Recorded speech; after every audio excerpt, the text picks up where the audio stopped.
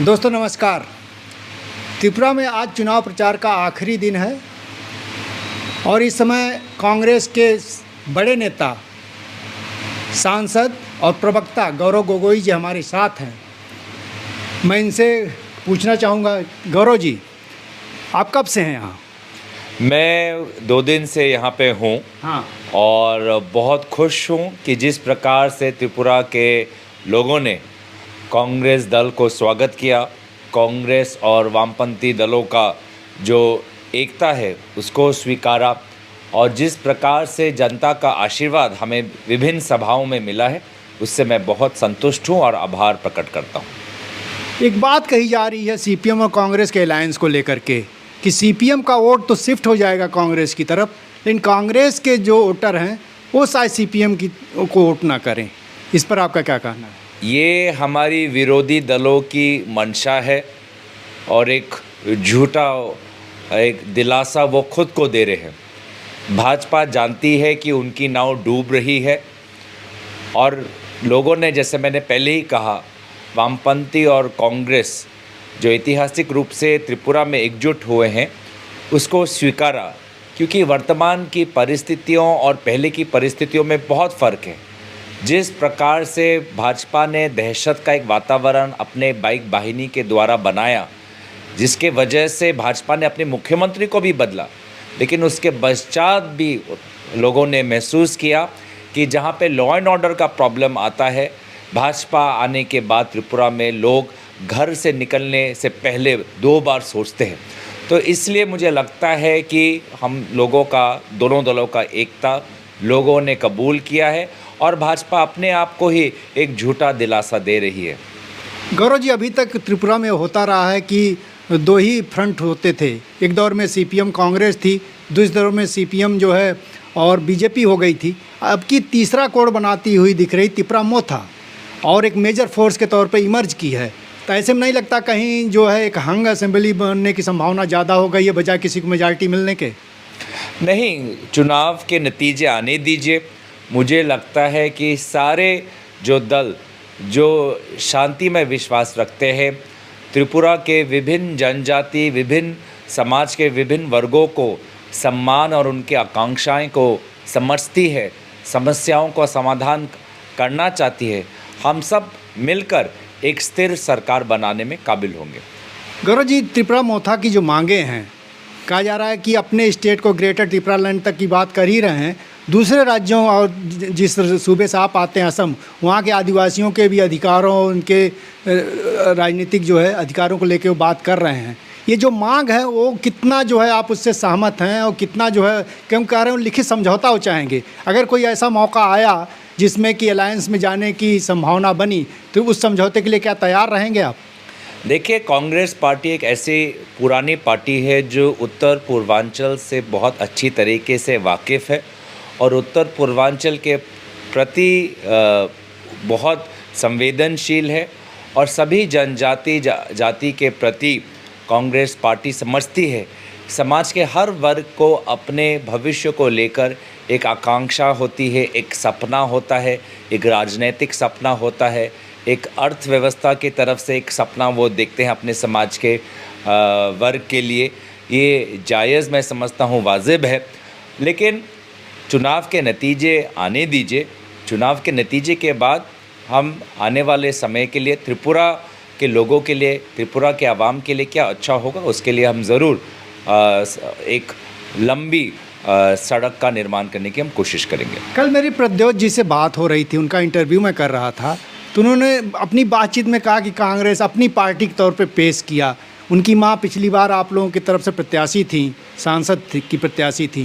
ये क्या बीच में ऐसा क्या हो गया कि वो अलग हो गए और पूरा फ्रंट ही चला रहे हैं? अपने साथ क्यों नहीं आप लोग उनको रख पाए? देखिए, आज अभी चुनाव के माहौल में मैंने कहा कि मैं पुराने दिनों में जाना नहीं चाहूँगा। वर्तमान की स्थिति आज ये है कि आज से 2 दिन बाद लोग आएंगे, वोट देने आएंगे। मैं तो त्रिपुरा अगरतला में ही ज़्यादातर मैंने अपना समय गुजारा है। मैं देख रहा हूँ कि अगरतला में, शहरी इलाके में आज भाजपा की जो जनप्रियता है बहुत कम हो गई है। मुझे तो कभी कभी ये भी लगता है कि शायद मुख्यमंत्री महोदय अपना सीट नहीं बचा पाए। तो मुझे अपेक्षा है कि चुनाव के जब नतीजे आएंगे तो सब दूध का दूध पानी का पानी हो जाएगा। बस आखिरी दो सवाल। एक सवाल ये है कि कहा जा रहा है कि जो बीजेपी है, आप खुद अपनी उसकी बाइक वाहिनी की बात कर रहे हैं, कहा जा रहा है कि वो जो है एन केन प्रकारेण जिसको बोलते हैं, कैसे जो है वोट हासिल किया जाए, अपने कब्जे में सीट किया जाए, इसकी कोशिश करेंगे।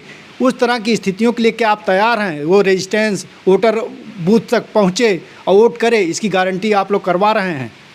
देखिए, सबसे पहले तो हम चाहते हैं कि चुनाव से जुड़े हुए हर संस्था संविधान की रक्षा करे, संविधान को जीवित रखे और लोगों का अपना मतदान देने का जो अधिकार है उस अधिकार को बचा के रखे। कुछ चिंताजनक बातें हुई हैं जिसको हमने कल अपने प्रेस वार्तालाप पे व्यक्त किया कि हाल में ही 11 फरवरी के रात को 12:30 बजे गृह मंत्री अमित शाह जी आते हैं, चुनाव आयोग और पुलिस के बड़े बड़े अफसरों से रात को छुप छुप के बैठते हैं, मिलते हैं, ज़रूर अपने तरफ से निर्देश देते हैं। और इसीलिए हमारा संकेत और संदेश जाता है चुनाव आयोग और पुलिस के बड़े बड़े अफसरों का कि पूरी देश की निगाह उन पर है, त्रिपुरा के लोगों की निगाह उन पर है, मीडिया की निगाह उन पर है।